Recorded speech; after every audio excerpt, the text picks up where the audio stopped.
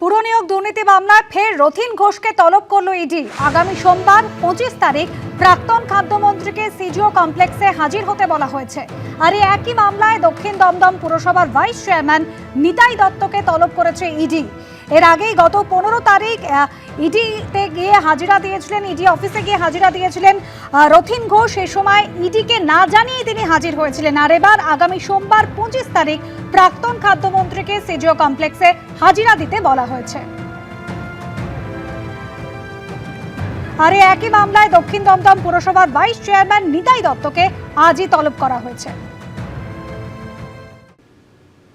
রেশনের আটা পাচারের অভিযোগে গ্রেপ্তার তৃণমূল কর্মী। পশ্চিম মেদিনীপুরের নারায়ণগড় থানার পুলিশ এবং জেলা এনফোর্সমেন্ট ব্রাঞ্চের যৌথ অভিযানের সাফল্য। পুলিশ সূত্রে দাবি, ধৃতের 3টি গুদামঘরে তল্লাশি চালিয়ে বিপুল পরিমাণে আটা উদ্ধার হয়েছে। জানা গিয়েছে, বিভিন্ন ডিলারের মাধ্যমে রেশনের আটা কিনে তা মজুত করে বাইরে পাচার করা হচ্ছিল।